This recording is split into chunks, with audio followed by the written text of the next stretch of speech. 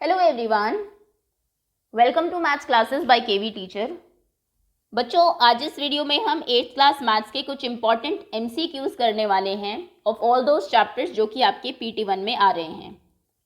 Syllabus मैं आपको पहले ही बता चुकी हूँ, फर्स्ट 5 चैप्टर्स आपके पीरियोडिक 1 के सिलेबस में है, यानी कि अप टू डेटा हैंडलिंग। लेकिन कई स्कूल्स में हो सकता है एक चैप्टर कम, यानी कि प्रैक्टिकल ज्योमेट्री तक आए। और ये भी आप जानते हैं, जब से आपके ऑनलाइन एग्जाम्स होने स्टार्ट हुए हैं, सिर्फ केवीज में ही नहीं, इनफैक्ट सभी स्कूल्स में आपके कुछ ऑब्जेक्टिव टाइप क्वेश्चंस आते हैं जहां पर आपको करेक्ट ऑप्शन चूज करना है, और कुछ सब्जेक्टिव टाइप क्वेश्चंस आते हैं। और ऑब्जेक्टिव टाइप के क्वेश्चंस की वेटेज हमेशा ज़्यादा रहती है। फॉर एग्जांपल 40 मार्क्स का अगर पेपर है तो कई केवीज में रेशो रहता है 30:10, कईयों में 25:15। हमेशा ऑब्जेक्टिव टाइप क्वेश्चन ज़्यादा आते हैं जो कि एनसीईआरटी में आपको मिलते नहीं हैं। इस वीडियो में हम लोग जितने भी पॉसिबल क्वेश्चंस आपके फर्स्ट 5 चैप्टर से बन सकते हैं ऑब्जेक्टिव टाइप, वो कवर करने वाले हैं। तो स्टार्ट करते हैं। लेकिन उससे पहले अगर कोई भी बच्चा नया हो चैनल पर, चैनल को आप सब्सक्राइब कर लीजिए, बेल आइकन को प्रेस कर लीजिए। Okay, let's begin. सबसे पहला क्वेश्चन है आपका, associative properties not followed in. Associative properties में किस में से फॉलो नहीं होती है? Whole number, integers, natural number या फिर नन ऑफ दीज। इसमें आपका डी ऑप्शन करेक्ट है, बिकॉज एसोसिएटिव प्रॉपर्टी सभी टाइप के नंबर्स पर एप्लीकेबल है। हालांकि दो ऑपरेशन पर एसोसिएटिव प्रॉपर्टी होती क्या है? फॉर एग्जांपल आपने किया 2 × 3 × 5 या फिर 2 × 2 मल्टीप्लाइड बाई 3 मल्टीप्लाइड बाई 5। पहले आप 2 3 जार 6, 6 5 जार 30 कर लीजिए, या फिर पहले आप 3 5 जार 15, 15 2 जार 30 कर लीजिए। आंसर बिल्कुल सेम रहेगा। तो ये जो ग्रुपिंग है आपकी, ये एसोसिएटिव प्रॉपर्टी में होती है। ये whole number, integer, natural number, in fact rational number सभी पर एप्लीकेबल है। लेकिन ये दो ऑपरेशंस पर एप्लीकेबल नहीं होती, सब्ट्रैक्शन एंड डिवीजन। ओके, तो वो अगर होता ऑप्शन में तो ये रहता। ये ऑप्शन चेंज किया गया है बाद में, इसमें डी ऑप्शन करेक्ट होगा आपका। Dash is identity for addition of rational numbers. Identity का मतलब क्या होता है? क्योंकि कई बार क्वेश्चंस में आपको मल्टीप्लिकेशन की आइडेंटिटी, एडिशन की आइडेंटिटी पूछ ली जाती है। आइडेंटिटी मतलब वो नंबर जिस, अगर एडिशन की आइडेंटिटी पूछिए मतलब किसी नंबर में आप क्या ऐड करें कि नंबर अपनी आइडेंटिटी लूज ना करे। 7 है तो 7 ही रहे, तो क्या ऐड करने पर ऐसा होता है? 0। मतलब 0 आपकी एडिशन की आइडेंटिटी है, एडिटिव आइडेंटिटी हम इसको बोलते हैं। मल्टीप्लीकेटिव आइडेंटिटी क्या है? 7 को हम किससे मल्टीप्लाई करें कि नंबर अपनी आइडेंटिटी लूज ना करे? सो 1 से। तो आंसर इसमें होगा 1, ए ऑप्शन। आइडेंटिटीज एडिशन की 0 होती है, मल्टीप्लिकेशन की 1 होती है। नेक्स्ट, ये मैं आपको बता भी चुकी हूँ एक्सप्लेनेशन की वीडियो में, और मैंने कहा भी था कि एनसीईआरटी में दिया हुआ है और ये जनरली 1 मार्क में पूछ लिया जाता है। एडिटिव इनवर्स बताइए 7/5 का। एडिटिव इनवर्स जब भी आप किसी नंबर का निकालते हैं तो हमेशा साइन चेंज हो जाता है नंबर का। सो 7/5 का एडिटिव इनवर्स होता है -7/5। सी ऑप्शन करेक्ट है। 0 हैज डैश रेसिप्रोकल। 0 के कितने रेसिप्रोकल होते हैं? रेसिप्रोकल मतलब होता है मल्टीप्लिकेटिव इनवर्स, मतलब कि नंबर उल्टा हो जाता है। आप जानते हैं 0 को 0/1 लिखेंगे, जब इसको चेंज करेंगे 1/0 हो जाएगा। और एक हमारा रूल होता है फ्रैक्शन में, डिनोमिनेटर में कुछ भी हो सकता है एक्सेप्ट 0। 0 कभी नहीं होता क्योंकि नॉट डिफाइंड है मैथ्स की टर्म्स में। अपॉन में 0 की कोई डेफिनेशन नहीं है, तो मतलब 0 का कोई भी रेसिप्रोकल नहीं होता। 0 has no reciprocal. D option correct है। ये फर्स्ट चैप्टर के फर्स्ट एक्सरसाइज के लास्ट कुछ क्वेश्चंस हैं, और मैंने आपको कहा भी था जब एक्सप्लेन किया कि ये जनरली 1 मार्क में पूछे जाते हैं एग्जाम में। The number dash and dash are their own reciprocals. कौन से वो नंबर है जो खुद के ही रेसिप्रोकल्स होते हैं? ये है 1 एंड -1। 1 का अगर आप रेसिप्रोकल करेंगे 1/1, उल्टा होगा तो भी ये रहेगा। -1/1 का उल्टा होगा तो भी वो -1/1 ही रहेगा, क्योंकि रेसिप्रोकल करने में माइनस साइन हम ऊपर ही छोड़ देते हैं, उसको नीचे नहीं लेके आते हैं। रेसिप्रोकल ऑफ -5, -5 का उल्टा -1/5 होगा, क्योंकि -5 को हम क्या लिख सकते हैं? जब किसी नंबर के डिनोमिनेटर में कुछ नहीं होता हम 1 अज्यूम करते हैं। जब आप इसको उल्टा करेंगे 1 ऊपर चला जाएगा, 5 नीचे रह जाएगा, तो -1/5। सी ऑप्शन करेक्ट है। ये -1 के आगे हो या फिर पूरे फ्रैक्शन के आगे हो, ये माइनस का साइन ऊपर ही माना जाता है आपका, तो सी ऑप्शन इसमें सही होगा आपका। 1/x का रेसिप्रोकल क्या होगा? देखिए यहाँ पर x नॉट इक्वल्स टू 0 क्यों दिया है? इसका आपको कुछ करना नहीं है। कई बार बच्चे इससे ही कंफ्यूज जाते हैं कि ये क्या लिखा है, इसका क्या करना है। ये उन्होंने इसलिए दिया है क्योंकि डिनोमिनेटर में 0 नहीं होती, तो वो ये कहना चाह रहे हैं कि x की वैल्यू सब कुछ हो सकती है बट 0 नहीं हो सकती, जो मैंने आपको अभी बताया। तो इसका कोई सेंस नहीं है, हमें इसका यूज़ नहीं करना है क्वेश्चन में। 1/x का उल्टा x/1 हो जाएगा, और आप जानते हैं डिनोमिनेटर में 1 अगर लिखा हो कहीं तो हम उसको छोड़ देते हैं, यानी कि x हो जाएगा। तो ऑप्शन बी आपका सही है। The product of to rational number, दो रैशनल नंबर को जब आप मल्टीप्लाई करते हैं तो आंसर भी हमेशा रैशनल नंबर ही आता है। रैशनल मतलब दो फ्रैक्शन के नंबर को आपने मल्टीप्लाई किया तो आंसर भी फ्रैक्शन में ही आएगा, p/q की फॉर्म में। सिंप्लीफाई करिए 4/3 इंटू, ये पूरा आपको मल्टीप्लीकेशन में दिया हुआ है, सारे नंबर्स मल्टीप्लाई हो रहे हैं, पहले कैंसिल कर लीजिए अगर कुछ होता हो, जैसे कि 5 3s are 15 कैंसिल हो गया, 3 3s are 9, 3 1s are 3, 3 और 3 कैंसिल हो गया, 7 2s are 14 -2 हो गए यहाँ पर, और 2 8s are 16, 4 2s are 8, कुछ भी नहीं बचा, सिर्फ नीचे 2 बचा आई थिंक, ऊपर तो सारे नंबर कैंसिल ही हो चुके हैं। ऊपर माइनस, दो माइनस के नंबर है, माइनस माइनस प्लस हो जाएंगे, +1 और नीचे 2, so answer is 1/2, D option correct है। ओके, मल्टीप्लीकेशन में कैंसलेशन हम लोग पहले करते हैं जब आप फ्रैक्शंस को मल्टीप्लाई करते हैं। The sum of the rational number -5/16 and 7/12 is, जब आप इनको ऐड करेंगे सबसे पहले आप जानते हैं हम लोग इनका एलसीएम लेंगे, कौन सा वो नंबर है सबसे छोटा जो 16 और 12 दोनों की टेबल में आता है। 16 बड़ा नंबर है, उसकी टेबल देख लेते हैं। 16 1s are 16, 16 2s are 32, 32 12 की टेबल में नहीं आता, 16 3s are 48, 48 12 की टेबल में आता है, 12 4s are 48 और 16 3s are 48। एलसीएम आप 48 ले लेंगे। अब आपने कॉमन डिनोमिनेटर कर दिया है दोनों का 48, लेकिन 5 के नीचे 16 था, आपने उसको कर दिया 48, किससे मल्टीप्लाई किया, 16 3 से मल्टीप्लाई किया, तो ऊपर भी 3 से करिए, -5 इंटू 3 माइनस के 15 हो जाएंगे, प्लस 12 4s are 48, ऊपर भी 4 से करिए, 7 4s are 28। अब इनको ऐड करिए, 8 माइनस, ये नेगेटिव का है ये पॉजिटिव का है, तो बड़े वाले में से छोटे वाला माइनस होगा और साइन बड़े वाले का आएगा, ये आप जानते होंगे, इंटीजर्स में पढ़ा है आपने। 8 - 5 इज 3, 2 - 1 इज 1, साइन पॉजिटिव आएगा, 13/48 आपका आंसर है, सी ऑप्शन करेक्ट है। नेक्स्ट क्वेश्चन है, what number should be added to 7/12 to get 4/15। 7/12 में आप क्या ऐड करें, x मान लेते हैं कि आंसर आपका 4/15 आए, तो बताइए x की क्या वैल्यू होगी, 4/15 माइनस 7/12, माइनस कर दीजिए। 15 और 12 का एलसीएम कितना होगा, 60, because 15 4s are 60, 12 5s are 60 दोनों की टेबल में आता है। 15 4s are 60 तो ऊपर भी 4 से मल्टीप्लाई होगा, 4 4s are 16, 12 5s are 60, सो ऊपर भी 5 से ही मल्टीप्लाई होगा, 7 5s are 35, माइनस जब आप करेंगे सो ये होगा 9 1 19, माइनस के 19 बचेगा, 35 में से 16 माइनस होगा और जो साइन है वो 35 का आ गया क्योंकि 35 बड़ा है, -19/60, that means option A correct है। ओके, चलिए सेकेंड वर्कशीट है आपकी। The reciprocal of a positive number is, किसी पॉजिटिव नंबर का जब आप रेसिप्रोकल करते हो तो आंसर भी पॉजिटिव ही आता है, क्योंकि रेसिप्रोकल में नंबर्स ऊपर नीचे होते हैं, साइन चेंज नहीं होता, साइन चेंज होता है एडिटिव इनवर्स में, तो इसमें होगा positive. What number should be subtracted from this to get this, यानी कि -3/5 से हम क्या सब्ट्रैक्ट करें कि आंसर -2 आए, तो इसमें आप क्या करेंगे, x को उधर ले जाइए, 2 को इधर ले जाइए। या आपने रैशनल नंबर में पढ़ चुके हैं आप, सॉरी लीनियर इक्वेशन में कर चुके हैं आप काफ़ी ऐसे क्वेश्चन, तो आई डोंट थिंक इनको समझने में आपको इतनी मुश्किल होगी। -3/5 उधर आएगा तो +2 हो जाएगा और ये x की वैल्यू आ जाएगी, x उधर जाके पॉजिटिव हो जाएगा, -2 इधर आकर पॉजिटिव हो जाएगा, दोनों का एलसीएम आएगा 5 -3 as it is, 1 5s are 5, 2 5s are 10, +10 answer होगा 7/5, तो यानी कि ऑप्शन आपका। Third question is which of the following rational number is greatest. ये क्वेश्चन जब आते हैं या फिर पूछा जाए which of the following rational number is smallest, सभी में नेगेटिव साइन है, देखिए -11 -5, यहाँ पर नेगेटिव साइन नीचे है, मैंने आपको कहा था जब भी नीचे साइन हो नेगेटिव का तो आप उसको ऊपर ही मान लीजिए, आप जब इसको कैलकुलेट करेंगे ऊपर ही रख के करेंगे, -9/14 -29/42, यहाँ पर भी सेम वही केस है, तो ये सभी नेगेटिव के ही इंटीजर्स हैं आपके। इसमें आपको क्या करना है, सभी नंबर का एलसीएम ले लीजिए, डिनोमिनेटर सेम कर लीजिए, उसके बाद देखिए कि कौन सा नंबर ग्रेटेस्ट है, कौन सा नंबर स्मॉलेस्ट है। और नेगेटिव में आप लोग जानते हैं, अगर मैं आपसे कहती हूँ -48 बड़ा है या -59, तो इसमें -48 ग्रेटर है, क्योंकि नेगेटिव में जितना छोटा नंबर होता है उतना ही एक्चुअली में बड़ा होता है। इसमें एक क्वेश्चन हम लोग कर लेते हैं, फॉर एग्जाम्पल इसमें आपको देखना है स्मॉलेस्ट नंबर बताना है, नंबर्स है -5/16, 13 ओके, तो 16 24 4 और 12 इनका एलसीएम आप लोग लेंगे। एलसीएम वैसे आपको कैलकुलेट भी करना आता होगा, नहीं तो आप डायरेक्ट भी देख सकते हैं।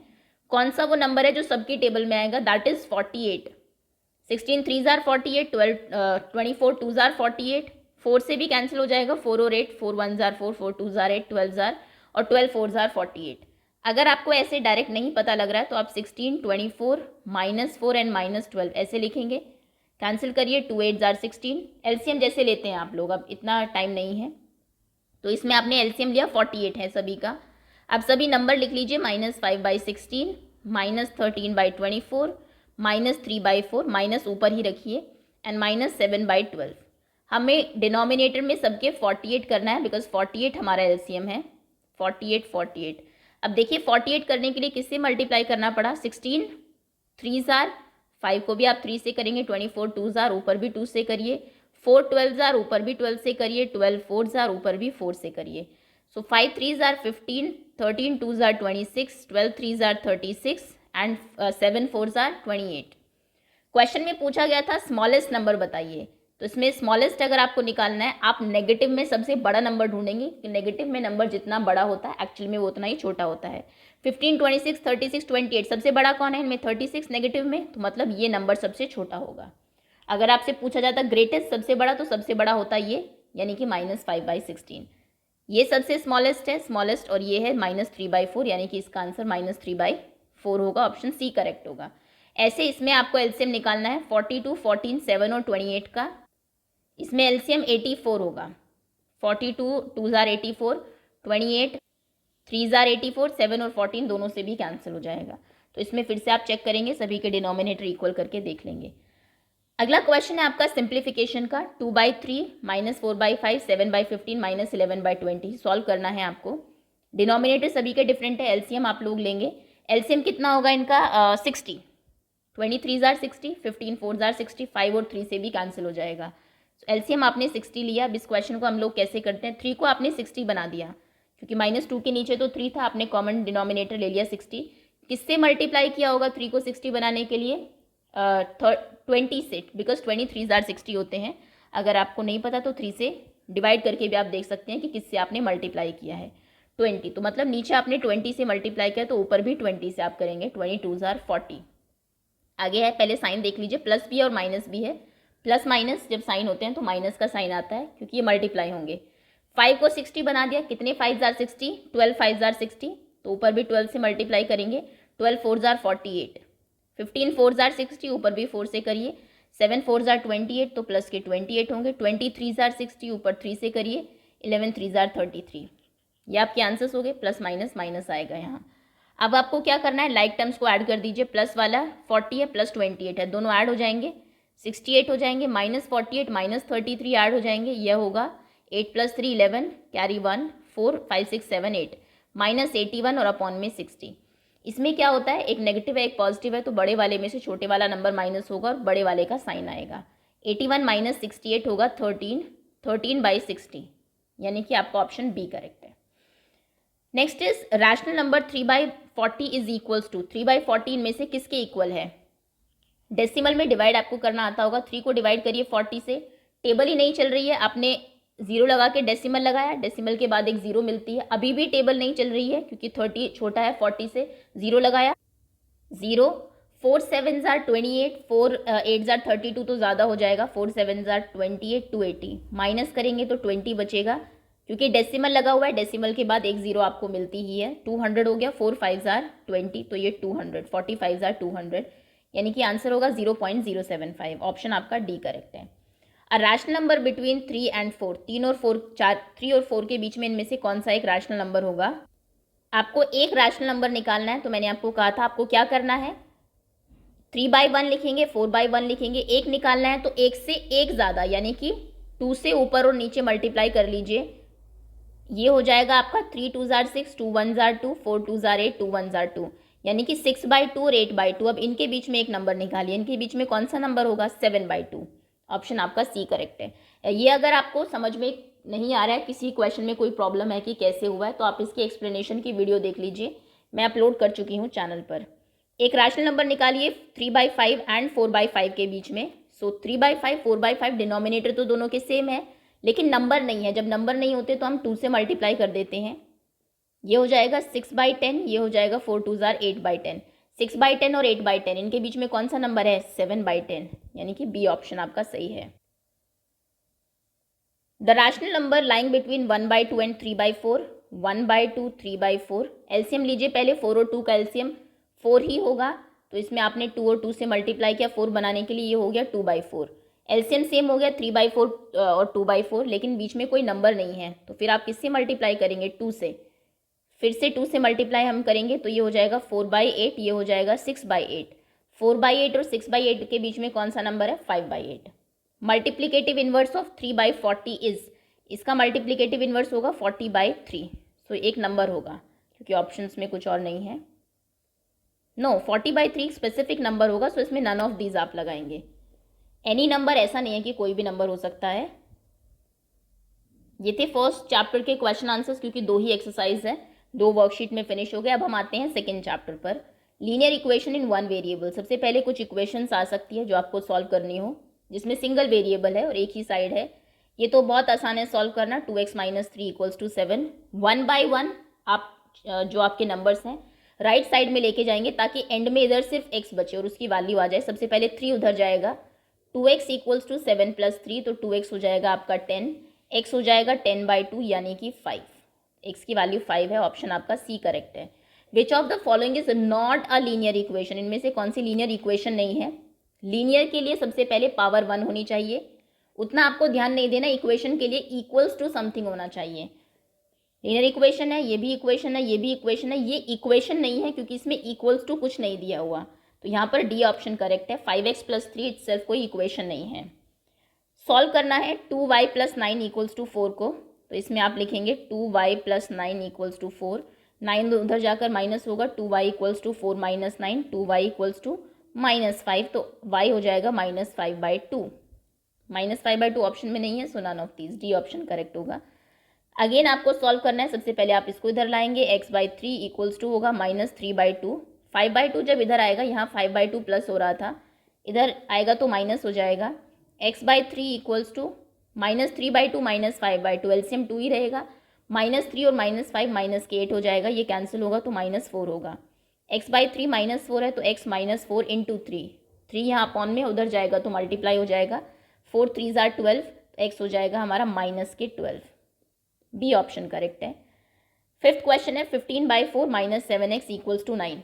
अब इस क्वेश्चन में एक काम करिए, 7x को उधर ले जाइए क्योंकि ये प्लस भी हो जाएगा, हमारे लिए आसान हो जाएगा। 9 को इधर ले आइए तो ये हो जाएगा आपका 15/4 - 9 नेगेटिव = 7x। इधर इसको सॉल्व करिए, एलसीएम लेके 15/4 और 9/1, इनका एलसीएम 4 होगा, 15 एज इट इज़ रहेगा, 9 4 से मल्टीप्लाई होगा, 9 4 = 36 = 7x। 15 - 36 is 121, -21/4 = 7x, तो x कितना हो जाएगा? -21/4, 7 क्योंकि यहाँ पर इंटू में है, यहाँ अपॉन में आ जाएगा। 7 3 = 21, तो x की वैल्यू होगी -3/4, यानी कि ऑप्शन आपका बी करेक्ट है। ये तो क्वेश्चन बहुत आसान है, 2 उधर जाके प्लस होगा तो x की वैल्यू 7 + 2 यानी कि 9 आएगी। 3 उधर जाएगा तो माइनस होगा, 10 - 3 7 होगा। यहाँ पर 2 उधर जाएगा बिकॉज z आपको निकालना है, z की वैल्यू, तो 6 - 2 यानी कि 4 आपका आंसर होगा, 4। 6x = 12, तो x आपका 12/6 हो जाएगा। 6 यहाँ पर इंटू में है, इधर आएगा तो अपॉन में हो जाएगा। 6 2 = 12, आंसर 2 करेक्ट है। x = कितना होगा? 10 × 5 यानी कि 50, बी ऑप्शन करेक्ट होगा। यहाँ पर 2x, सबसे पहले 3 को उधर ले जाइए, 18 × 3 54, 2x = 54, तो x हो जाएगा 54/2, 2 2 = 4, 2 7 = 14, 27, बी ऑप्शन करेक्ट है। The present age of Sahil's mother is 3 times the present age of Sahil. Sahil की मदर की प्रेजेंट एज साहिल की प्रेजेंट एज की 3 times है। मान लीजिए साहिल की एज जो है, साहिल से एज bx, अब ये क्योंकि जनरल क्वेश्चन है इसमें पूरा आपको एक्सप्लेन नहीं करेंगे। साहिल मान लीजिए x का है, तो मदर कितने की हो जाएंगी? मदर हो जाएंगी 3x की। अभी प्रेजेंट एज, आफ्टर 5 years, 5 साल के बाद, their ages will add up to 16, उनकी एज जो है उनको ऐड करने पे उनका सम 66 आएगा। तो 5 साल के बाद साहिल कितना होगा? आफ्टर 5 years 5 साल बढ़ जाएगी उसकी एज, साहिल हो जाएगा x + 5 का और मदर हो जाएंगी 3x + 5 की। अब इन दोनों को ऐड करके इक्वल्स टू 66 आपको लिखना है। सो आप लिखेंगे x plus 5 according to question plus 3x plus 5 equals to 66। Add करिए 3x प्लस x 4x होगा, 5 प्लस 5 10 होगा, यानी कि 4x plus 10 equals to 66। 4x हो जाएगा, 10 उधर जाएगा तो माइनस होगा, 66 माइनस 10 यानी कि 56। तो x हो जाएगा 56/4। 4 1s are 4, 4 2s are 16, यानी कि साहिल की प्रेजेंट एज कितनी है 12 ईयर्स। 12 साल का वो अभी है। मदर उनकी 12 3s are 36 होगी। 5 साल बाद साहिल 15 का होगा और मदर 41 की होगी, और दोनों को अगर आप ऐड करेंगे तो 66 होगा। ओके, चलिए आगे आते हैं। सेकंड क्वेश्चन लीनियर इक्वेशंस हैं, फिर से सॉल्व करनी है आपको। सबसे पहले 9 उधर जाएगा, प्लस हो जाएगा तो आप लिखेंगे 7x equal to 12 plus 9। 7x equals to 21, x equals to 21/7। 7 3s are 21, तो x की वैल्यू 3 होगी। ऑप्शन सी सही है। नेक्स्ट में 3 उधर जाएगा तो माइनस होगा, 2x इक्वल टू 7 माइनस 3 यानी कि 2x इक्वल्स टू 4, तो x हो जाएगा 4/2 यानी कि 2। तो इसमें आपका ऑप्शन ए करेक्ट होगा। नेक्स्ट क्वेश्चन में दोनों साइड वेरिएबल्स हैं, तो पहले वेरिएबल को एक साइड लाइए, यानी कि आप 8x के साथ 3x को लेके आएंगे। 3x इधर प्लस में उधर जाएगा तो माइनस हो जाएगा। 8x minus 3x equals to 20। 8x minus 3x 5x होगा, 5x इक्वल्स टू 20, तो x हो जाएगा 20/5। 5 4s are 20 यानी कि आंसर 4 आएगा। ए ऑप्शन करेक्ट है। आगे फ्रैक्शन वाले क्वेश्चन है जो आपको लास्ट एक्सरसाइज में दिए हुए हैं। करना वही है, नंबर है तो इधर ले जाइए। 2/3x यानी कि 2x/3x ऑब्वियसली ऊपर मल्टीप्लाई होगा, इक्वल्स टू कितना हो जाएगा 7/3 माइनस 1।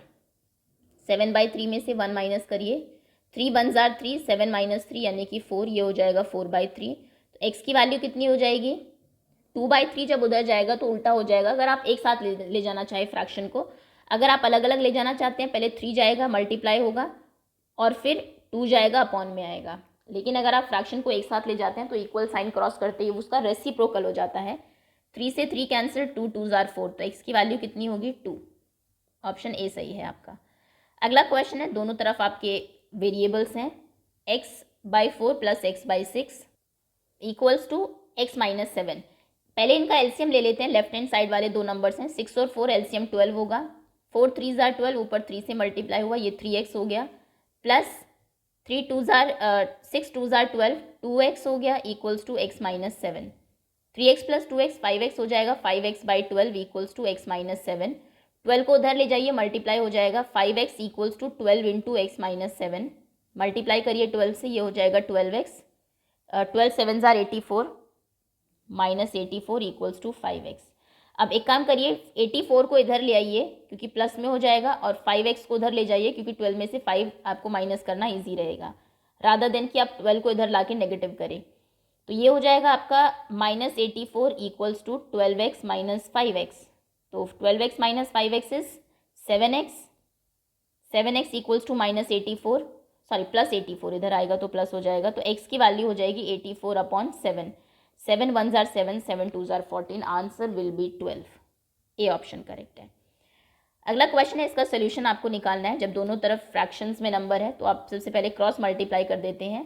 3 से मल्टीप्लाई हो जाएगा, 3 इंटू 3x प्लस 5, बीच में इक्वल का साइन रहेगा, 2x प्लस 1 उधर चला जाएगा, 1 इंटू 2x प्लस 1। 3 से मल्टीप्लाई करिए, 3 3s are 9x, 3 5s are 15 equals to 1 से करेंगे तो यही रहेगा, कुछ नहीं चेंज होगा। 2x को उधर ले आइए, 5x को उधर 15 को उधर ले जाइए, यानी कि वेरिएबल्स को एक तरफ और नंबर्स को एक तरफ। 1 minus 9x, 1 minus 15 sorry. So 9x minus 2x will be 7x। 1 minus 15 minus के 14 होगा, तो x हो जाएगा -14/7। 7 2s are 14, आंसर है -2। बी ऑप्शन सही है। आगे आते हैं, यहाँ पर सेम वही, पहले आप एलसीएम लेंगे लेफ्ट हैंड साइड। 5 और 4 का एलसीएम 20 होगा।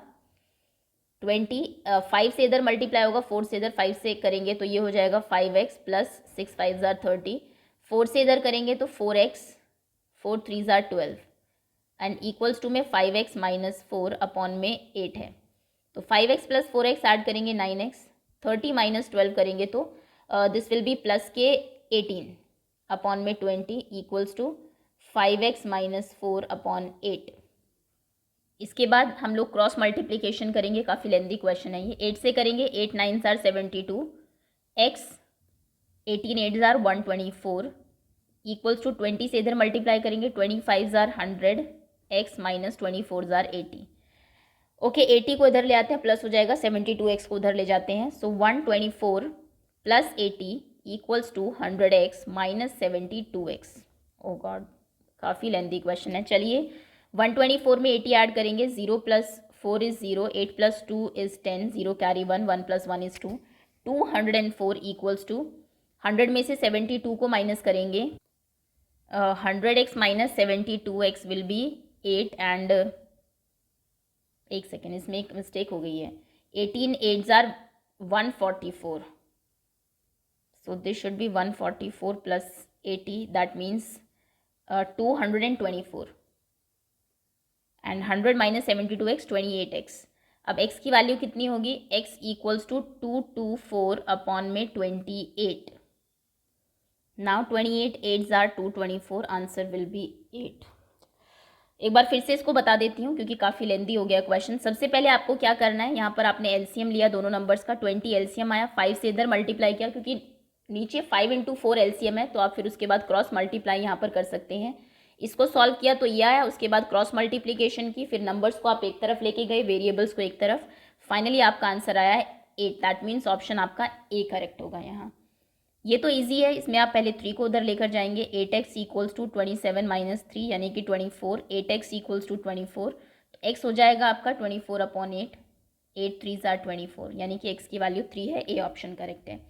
5x minus 7 equals to 2x plus 8, तो इसमें आप 7 को 8 के पास ले जाइए, 2x को 5x के पास ले आइए, 5x इधर 2x प्लस में था, इधर आएगा तो माइनस में हो जाएगा, 7 माइनस में था, उधर जाएगा तो प्लस में हो जाएगा।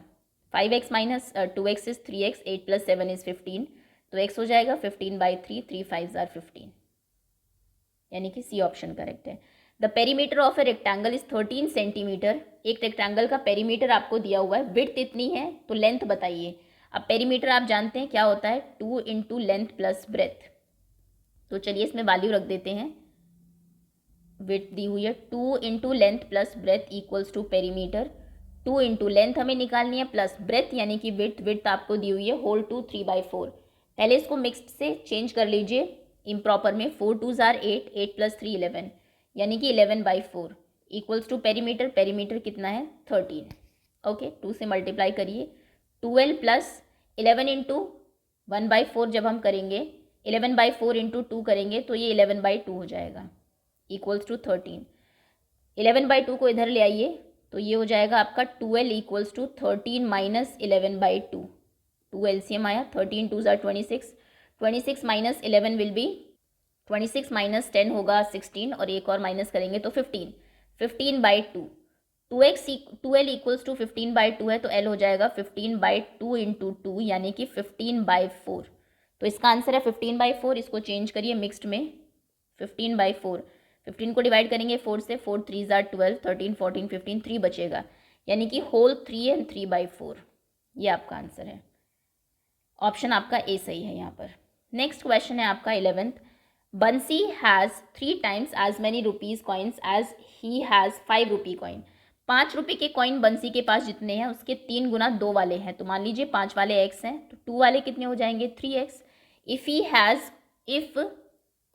ही has in all a sum of ₹77। 5 रुपये के एक्स कॉइन है, 2 रुपये वाले 3x है, टोटल उसके पास 77 है, तो बताइए कि हर एक कॉइन कितना है। अगर 5 रुपये के एक्स कॉइन्स हैं तो टोटल मनी कितनी हो जाएगी 5x। 2 रुपीज़ के 3 कॉइन्स हैं तो टोटल मनी हो जाएगी 2 इंटू 3x यानी कि 6x, यानी कि 5x plus 6x equals to कितने रुपीज़ है 77। 6 plus 5 is 11, 11x equals to 77, तो x हो जाएगा 77 अपॉन 11 यानी कि 7। तो मतलब उसके पास x 7 है, 5 रुपीज़ के 7 कॉइन है और 2 रुपीज़ वाले 7 3 ज़ार 21 कॉइन है, 721, ए ऑप्शन करेक्ट है। अगला क्वेश्चन है the sum of 3 consecutive multiples of 11। 11 के 3 लगातार मल्टीपल्स का सम 363 है, बताइए कि वो कौन से मल्टीपल्स हैं। ओके तो फर्स्ट मल्टीपल मान लीजिए x है, नेक्स्ट x प्लस 11 होगा, उसके नेक्स्ट x प्लस 22 होगा क्योंकि 11 के मल्टीपल है, 11 नंबर्स के बाद ही अगला मल्टीपल आता है। तीनों का सम आपको दिया हुआ है 363। ऐड करते हैं x plus x, like terms add हो जाएंगे 3x। 11 प्लस 22 को ऐड करेंगे तो 33 आएगा equals to 363। 3x equals to 363 minus 33, minus करेंगे तो 3 minus 3 is 0, 6 minus 3 is 3, 3 as it is. 3x equals to 330, तो x हो जाएगा 330 अपॉन 3, 3 1 जार 3, 3 1 जार 3 0, 110। यानी कि पहला नंबर 110 है, अगला नंबर उससे 11 ज़्यादा यानी कि 121, फिर 131, 110, 121, 131, बी ऑप्शन आपका सही होगा। ओके, नेक्स्ट वर्कशीट है आपकी। The difference between two whole numbers is 66, the ratio of two numbers is 2:5। तो मान लीजिए एक नंबर 2x है, एक नंबर 5x है। डिफरेंस 5x माइनस 2x ही होगा, बड़े में से छोटा माइनस होगा। डिफरेंस 66 है, इक्वल्स टू 66, तो 5x माइनस 2x 3x हो जाएगा, 3x 66 है, तो x हो जाएगा 66 अपॉन 3, 3 2 जार 6, 3 2 जार 3, x की वैल्यू है 22।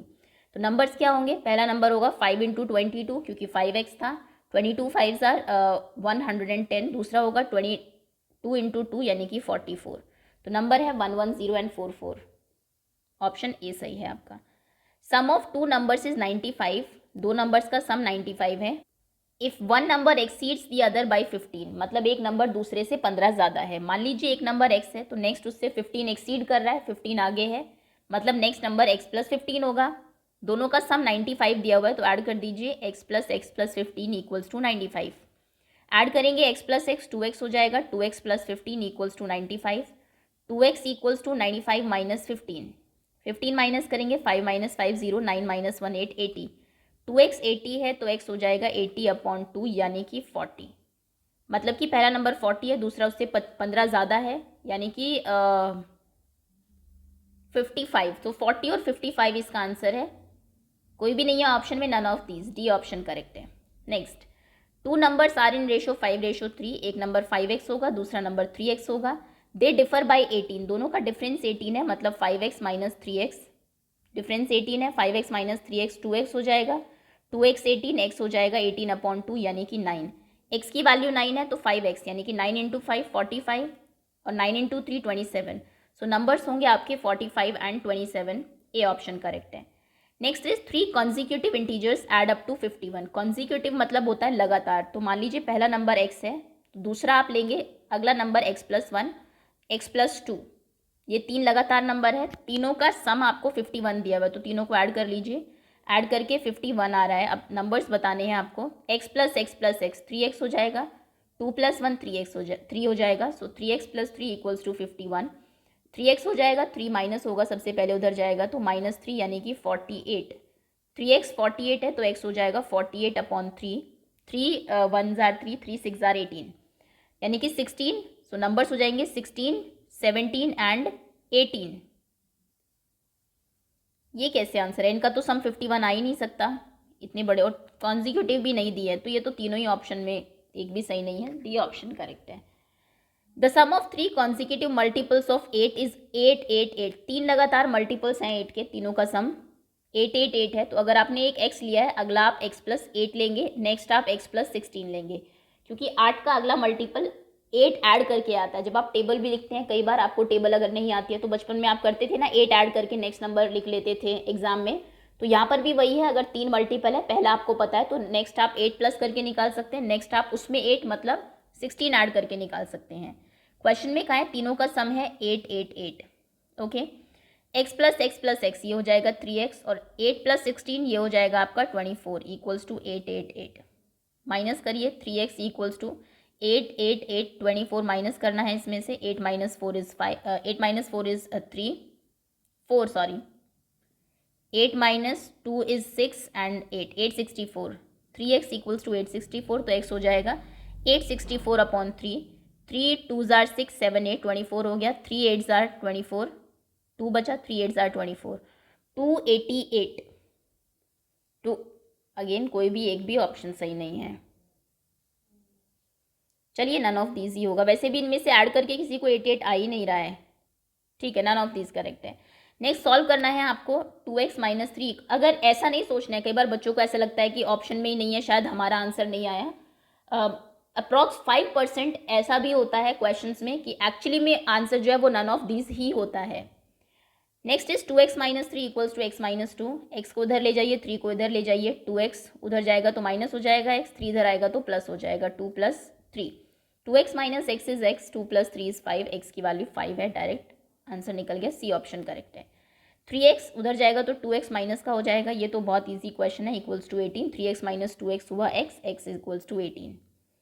नेक्स्ट 3t उधर लेके जाएंगे, 3 को इधर लाएंगे तो 5t माइनस 3t हो जाएगा, इधर माइनस 5 है ऑलरेडी, 3 इसके पीछे आएगा तो प्लस का हो जाएगा, plus 3। 5t minus 3t 2t होगा, 2t equals to minus 2, because minus 5 plus 3 minus के 2 होगा, t equals to minus 2 upon 2 यानी कि -1, तो इसमें ऑप्शन आपका बी सही है। आगे आते हैं, 3t उधर जाएगा, 5 माइनस हो जाएगा इधर आके, 5x माइनस 3t और 5 माइनस 9 इक्वल्स टू 5 माइनस 9, ये होगा 4t, 5 माइनस 9 माइनस के 4 हो जाएगा तो t हो जाएगा -4/4, दैट मीन्स सॉरी ये 2t होगा, 2 2s आर 4 माइनस के 2, यानी कि ऑप्शन आपका बी करेक्ट है। इसमें 2z उधर जाएगा, 3 उधर आएगा तो 4z minus 2z equals to 6 minus 3, that means 4 minus 2 is 2z equals to 6 minus 3 is 3, तो z हो जाएगा आपका 3/2 यानी कि 1.5, 3/2 ही है आंसर में, ए ऑप्शन सही है। 11th क्वेश्चन है, 2x minus 1 equals to 14 minus x, x को इधर ले आइए प्लस हो जाएगा, 1 को इधर ले आइए प्लस हो जाएगा, so 2x plus x equals to 14 plus 1, 2x plus x 3x होगा, 3x इक्वल्स टू 15, तो x हो जाएगा 15/3 यानी कि 3 5 आर 15, 5, सी ऑप्शन करेक्ट है। नेक्स्ट क्वेश्चन में पहले बोर्ड मास के अकॉर्डिंग ब्रैकेट सॉल्व करिए, यानी कि 3 से दोनों को मल्टीप्लाई करिए, 8x प्लस 4 इक्वल्स टू हो जाएगा 3x minus 3, 3x minus 3 plus 7, 8x, 3x को इधर ले आइए, माइनस के 3x हो जाएगा, 4 को उधर ले जाइए, -3 प्लस 7 -4, -3 -4 माइनस के 7 हो जाएंगे इक्वल्स टू -7 और पीछे +7 है, ये कैंसिल होगा, 0 बचेगा, 8x minus 3x is 5x equal to 0, तो x हो जाएगा 0/5 यानी कि 0, ऑप्शन आपका सी करेक्ट है। इसी के साथ सेकंड चैप्टर आपका ओवर होता है। ये कुछ टाइप के क्वेश्चंस हैं जो कि आपके MCQ में बन सकते हैं एग्जाम्स में। Third chapter is understanding quadrilaterals. पहला क्वेश्चन है, a simple closed curve made up of only dash is called a polygon.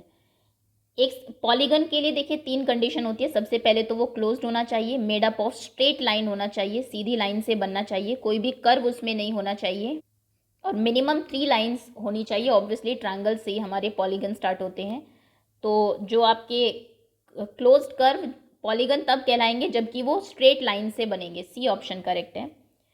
Next is a polygon with minimum number of sides. एक पॉलीगन में सबसे कम कितनी साइड्स होती हैं? 3 side होती है, क्योंकि 3 से कम लाइन से आप किसी भी कर्व को क्लोज नहीं कर सकते हैं। क्लोजिंग के लिए 3 चाहिए और उसको हम बोलते हैं triangle. Polygon that have no portion of the diagonal in their exteriors are called convex. Polygons जो होते हैं उनका कोई भी पोर्शन उनके डायगोनल का उनके एक्सटीरियर में नहीं होता, बाहर नहीं होता है। जैसे ये आप जानते हैं ना, जैसे ये सारे पॉलीगन्स हैं आपके, ये कॉन्वेक्स ही है, सो इनके सभी जो आपके डायगोनल्स है वो अंदर की तरफ ही होते हैं। Polygon that have any portion of the diagonal in there exterior, बाहर की तरफ कोई भी अगर डायगोनल है तो उसको हम कॉनकेव पॉलीगन बोलते हैं। All the sides of regular polygon, regular polygon की सभी साइड इक्वल होती है, इक्वल इन लेंथ। आपने ये पेंटागन बनाया, अगर कभी लिखा जाए कि पेंटागन रेगुलर है तो इसका मतलब ये हुआ कि उसकी सभी साइड इक्वल है।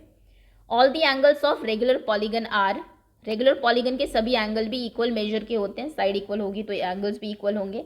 सम of all interior angles of polygon with n sides is given by, इसका फॉर्मूला होता है n-2 मल्टीप्लाइड बाय 80, और n-2 ब्रैकेट में होना चाहिए। फॉर एग्जाम्पल आपको ट्रायंगल के तीनों एंगल्स का सम निकालना है।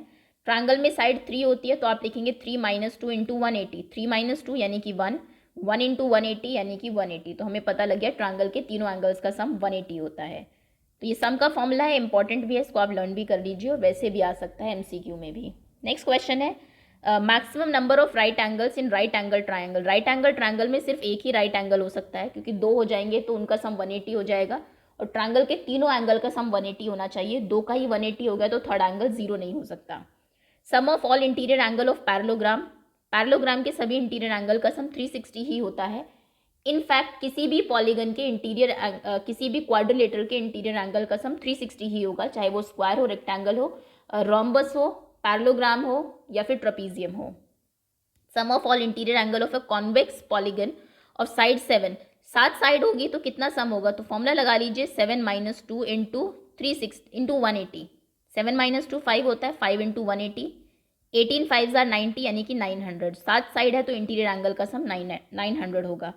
Each exterior angle of a regular hexagon, हम जानते हैं कि एक्सटीरियर एंगल का सम हमेशा 360 होता है, तो अगर आपको हेक्सागन के एक्सटीरियर एंगल का निकालना है कि हर एक कितने का होगा, तो इसको 6 से डिवाइड कर दीजिए।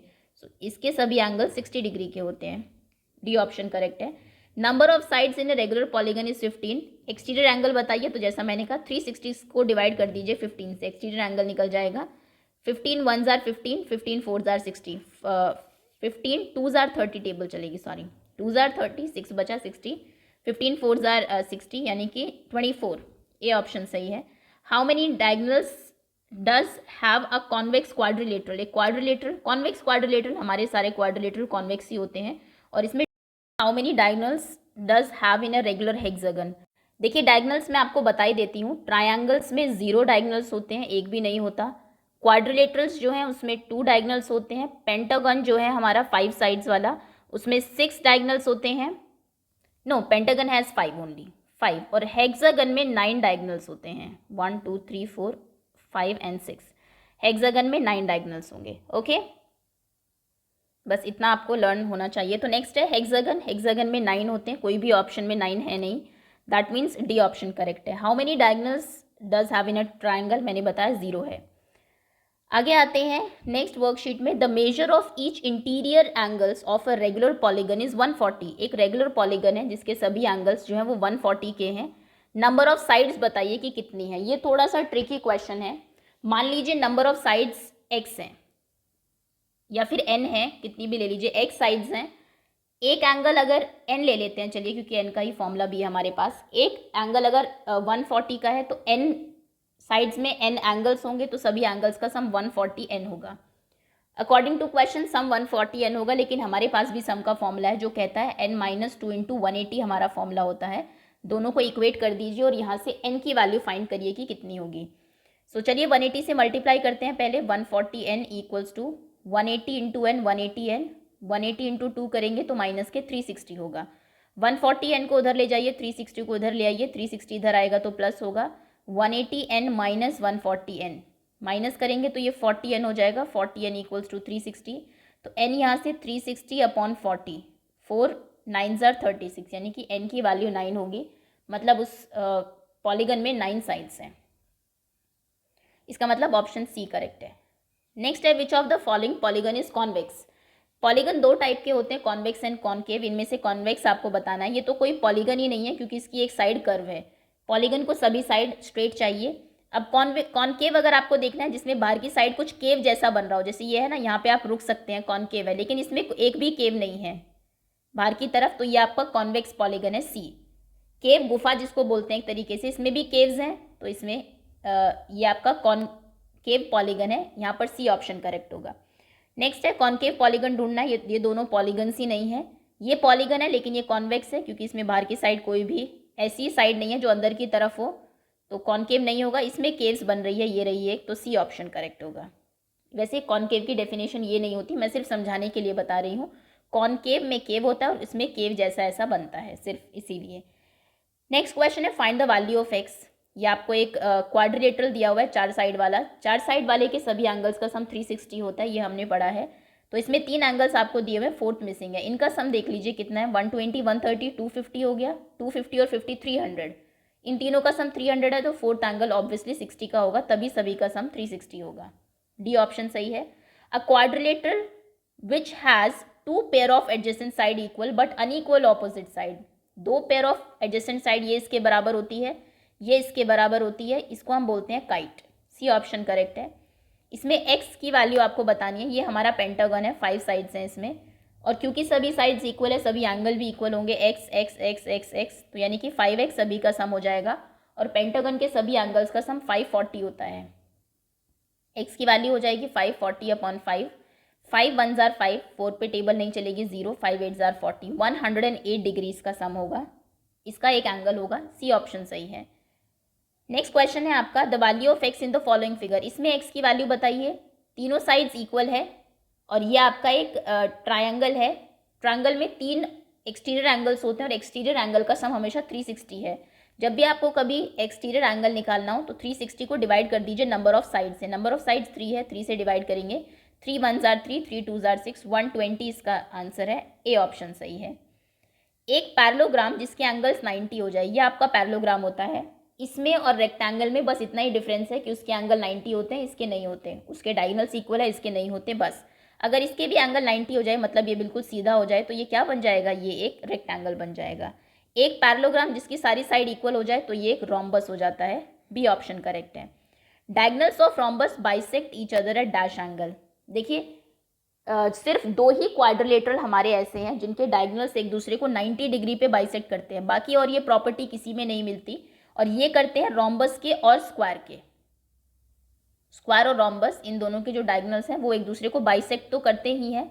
वो तो आपके रेक्टेंगल के भी करते हैं, पैरेललोग्राम के भी करते हैं, लेकिन ये 90 डिग्री पे बाइसेक्ट करते हैं, तो यानी कि राइट एंगल पर बाइसेक्ट करते हैं। डायगोनल्स ऑफ रेक्टेंगल, रेक्टेंगल के डायगोनल्स एक दूसरे के इक्वल होते हैं, ए ऑप्शन सही है। Diagonals of square bisect each other at right angle, again B option सही है। ये आपकी लास्ट एक्सरसाइज है। इसमें the value of x in the following figure, figure ही मिसिंग है इसमें, तो इस क्वेश्चन को तो रहने दीजिए। Minimum possible interior angle in a regular polygon is, minimum possible मतलब सबसे छोटा जो पॉलीगन होगा, ऑब्वियसली उसमें सबसे छोटा एंगल होगा, वो कौन सा होता है हमारा, ट्रायंगल। और ट्रायंगल अगर रेगुलर है मतलब तीनों एंगल इक्वल है, तो उसके तीनों एंगल 60 60 60 के होते हैं। मतलब सबसे कम जो वैल्यू है पॉलीगन के इंटीरियर एंगल की वो 60 हो सकती है। मैक्सिमम पॉसिबल एक्सटीरियर एंगल, सबसे बड़े एक्सटीरियर एंगल भी इसी के ही होते हैं, तो 360 को डिवाइड करेंगे 3 से, आंसर होगा 120। यानी कि सबसे बड़ा एक्सटीरियर एंगल भी ट्रायंगल में होता है, सबसे छोटा इंटीरियर एंगल भी ट्रायंगल में होता है। सबसे छोटा इंटीरियर एंगल 60 होता है और सबसे बड़ा इंटीरियर एंगल 120 होता है। How many side does a heptagon has, heptagon में 7 साइड्स होती हैं। पॉलीगन के नाम आपको पता होने चाहिए, triangle, quadrilateral, pentagon, hexagon, heptagon, octagon, nonagon and decagon. 3 4 5 6 7 8 9 10 इस तरीके से चलते हैं। तो हेप्टागन में 7 साइड्स होती हैं। 4 साइड अगर हो तो उसे हम क्वाड्रिलेटरल बोलते हैं। डायगोनल्स कितने हैं रेगुलर हेक्सागन में, हेक्सागन में मैंने आपको बताया 9 डायगोनल्स होते हैं। What is the number of sides hexagon, hexagon में 6 साइड्स होती हैं। Sum of measure of all angles of a convex quadrilateral, quadrilateral के सभी एंगल्स का सम हमेशा 360 होता है। 3 एंगल्स आपको दिए हुए हैं क्वाड्रिलेटरल के, फोर्थ बताना है। तो जैसा मैंने कहा सम 360 है, इन दोनों का सम देख लीजिए, तीनों का सम देख लीजिए कितना है, 120 + 130 हो जाएगा 250, 250 + 10 260, इनका सम 260 है। सभी का सम 360 होना चाहिए, मतलब तीसरा एंगल 100 डिग्री का होगा, बी ऑप्शन सही है।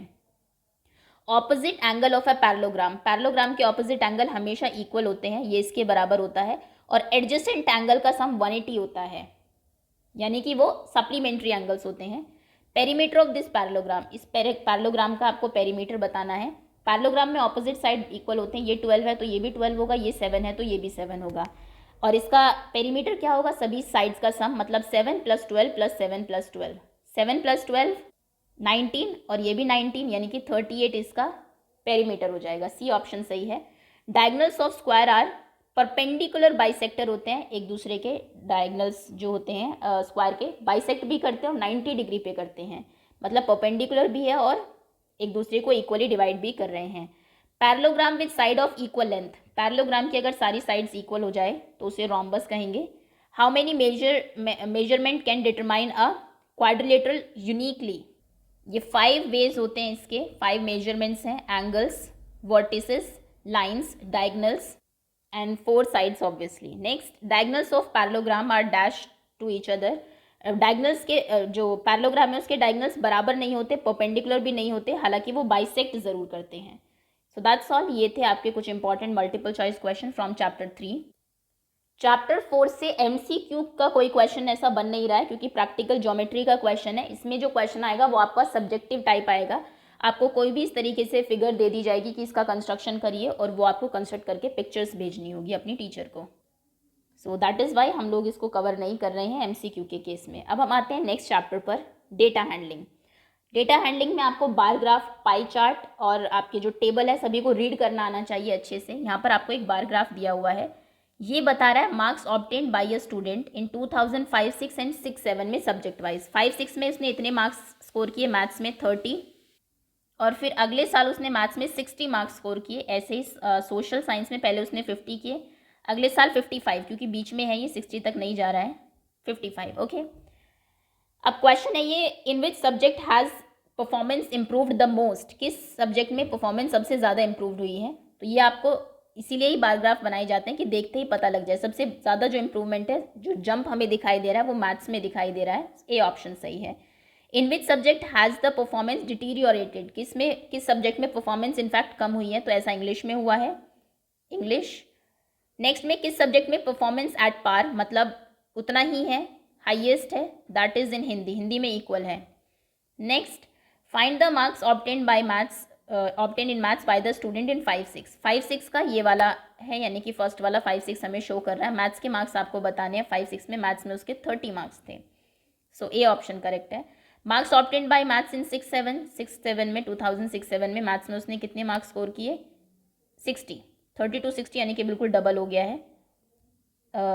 डी ऑप्शन सही है। मार्क्स ऑब्टेन बाय हिंदी, अब इसमें मैं सारे नहीं कर रही हूँ क्योंकि ऑब्वियसली आप बता ही देंगे। हिंदी के मार्क्स अगर पूछें आपसे 2005-6 में, तो हिंदी ये रही। स्केल रख लीजिए और इस तरीके से करके दिखाइए। 55 के अप्रॉक्स मार्क्स हैं उसके। ओके, तो इसको आप कर लीजिएगा। सभी मार्क्स ही पूछे हुए हैं सभी क्वेश्चन में, कुछ एज सच कोई अलग क्वेश्चन है नहीं। नेक्स्ट में आपको टेबल दिखाई हुई है, ये फ्रीक्वेंसी टेबल है आपकी। What is the size of class interval, class interval का क्या साइज है। क्लास साइज होता है मैक्सिमम जो आपकी लिमिट है उससे डिवाइड कर दीजिए लोअर लिमिट को, upper limit minus lower limit. यानी कि अगर आप डिवाइड नहीं, माइनस करना है। 125 से माइनस कर दीजिए 100 को, तो ये आपकी क्लास लिमिट जो है ये 25 हो जाएगी। साइज आपकी क्लास का 25 है। What is the highest frequency, इनमें से किसकी फ्रीक्वेंसी सबसे ज़्यादा है। 140 आई थिंक हाईएस्ट है फ्रीक्वेंसी की, अगर हम बात करें। येस, तो 200 to 225 ये जो क्लास है इसकी फ्रीक्वेंसी सबसे ज़्यादा है। ए ऑप्शन सही है।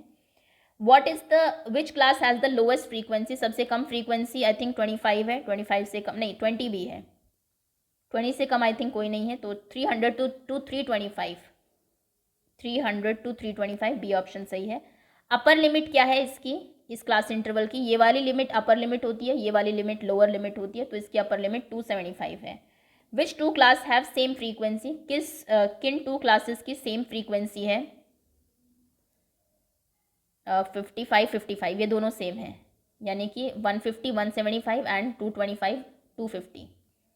इसने 1 और 5 ऐसे करके पूछा, यानी कि ये कौन सी है, 1 2 3 थर्ड की, 4 5 6 थर्ड और सिक्स्थ की सेम है। सो यानी कि third and fifth, third and fifth. What is the range of all class intervals, range आप प्रीवियस क्लास में भी कर चुके हैं। रेंज होती है हाईएस्ट वैल्यू आपके नंबर्स में माइनस लोवेस्ट वैल्यू, यानी कि 325 माइनस 100 ये हो जाएगा 225, तो रेंज होगी आपकी 225। ऑप्शन सी सही है। लोअर लिमिट क्या है इस क्लास इंटरवल की, लोअर लिमिट 250 है। Total number of daily veg workers कितने हैं, जो मोर देन 250 जिनकी इनकम लेस देन 250 है, 250 से कम, 250 ये रहा आपका 225 to 250, इससे कम वाले ये सभी है। तो इन सबको आप ऐड कर देंगे, जो भी आपका आंसर आएगा वही इसका फाइनल आंसर होगा। नेक्स्ट क्वेश्चन है, लोअर लिमिट हो चुका है less than 250। Total number of workers कितने हैं जो मोर देन 200 से ज़्यादा इनकम कर रहे हैं। तो 200 से ज़्यादा यहाँ से स्टार्ट हो गया, क्योंकि 200 to 225 यहाँ आ गया है। इन सबको ऐड कर दीजिए, जो भी आंसर होगा 200 से ज़्यादा वाले, अब वही आपका फाइनल आंसर होगा। चलिए देख लेते हैं। 140, 35 और 55, ये 90 हो गया। 90 + 50 इज़ 140, 140 और 20 160, 160 और 140 को जब आप ऐड करेंगे तो आपका आंसर आएगा 300, यानी कि 300 वर्कर्स की जो इनकम है वो 200 से ज़्यादा है। तो यानी कि इसमें आपका ऑप्शन ए सही होगा।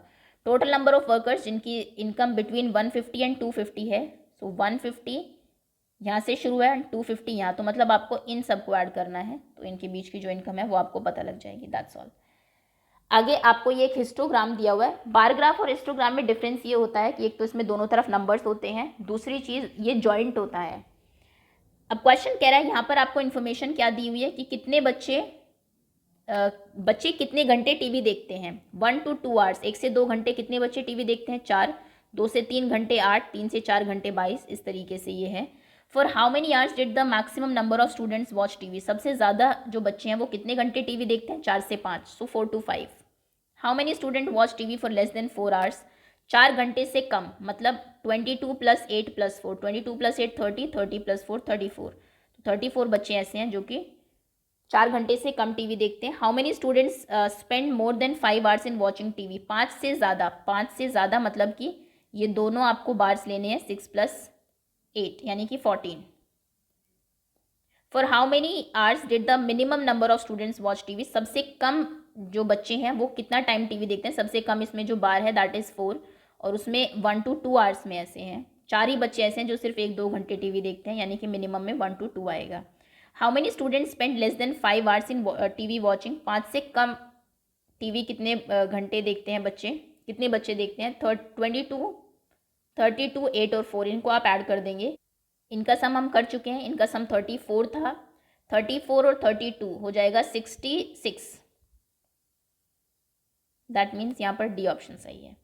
अब आते हैं पाई चार्ट पर. ये आपको पाई चार्ट दिया हुआ है, इसमें बताया हुआ है कि एक फैमिली के एक्सपेंसेस कितने हैं, खर्च कितने हैं. खाने पर 25% पैसा खाने पे खर्च होता है, 10% क्लोथ्स पे, सेविंग 15% होती है, बाकी चीज़ें 20% है, ट्रांसपोर्ट पे वो 5% खर्च करते हैं, हाउस रेंट पे 10% और बच्चों की एजुकेशन पे 15%. अब क्वेश्चन देखिए क्या है. On which item the expenditure was maximum, सबसे ज़्यादा खर्च किस चीज़ पे हो रहा है, सबसे ज़्यादा खर्च हो रहा है यहाँ पर ऑन फूड 25%, क्योंकि यही हाईएस्ट है, सो फूड, ये ऑप्शन सही है. मिनिमम किस में है एक्सपेंडिचर, सबसे कम खर्च है आई थिंक 5%, ट्रांसपोर्टेशन 5% से कम कुछ नहीं है, so transportation. Expenditure on which item is equal to total saving of the family, किस उसका जो खर्च है वो फैमिली की सेविंग के बराबर है, यानी कि 15% है. स्कूल एजुकेशन पे खर्च सेविंग के इक्वल है education.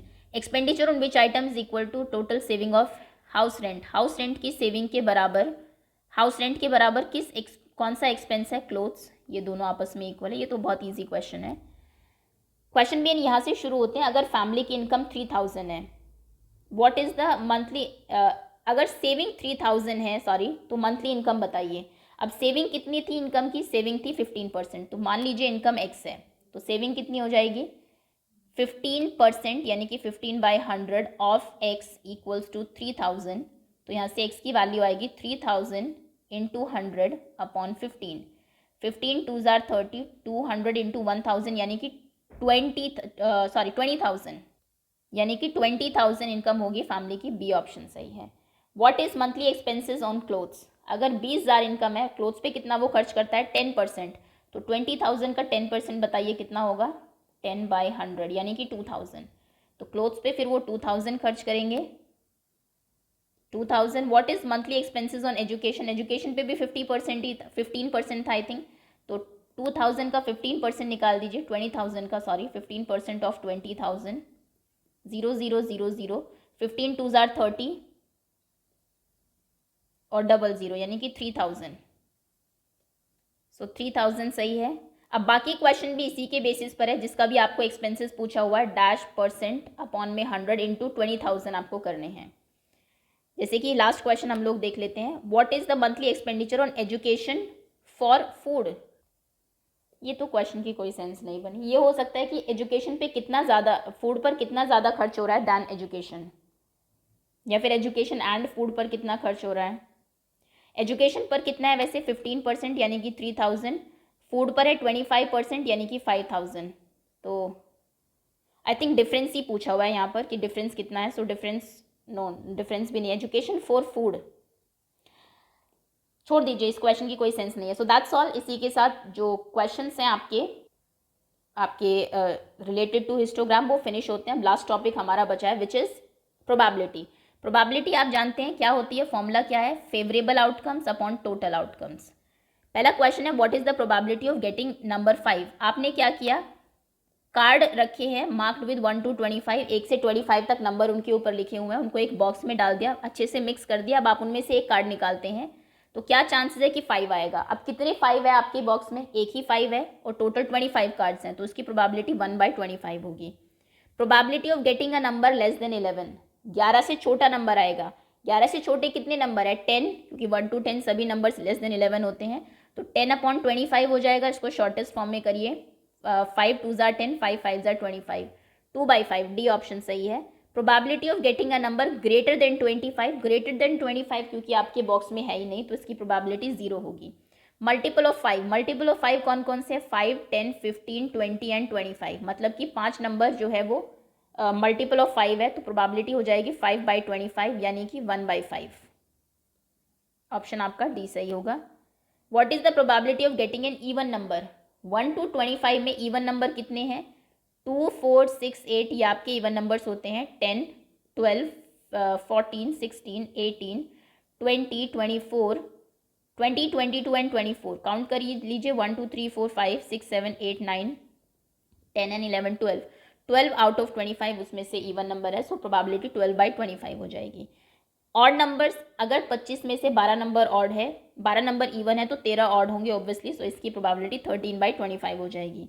What is the probability of getting a prime number? Prime number कौन से हैं? 2 है, 3 है, 5 है, 7 है, 11 है, 12, 13, 14, 15, 16, 17 है, 19 है एंड 23 है।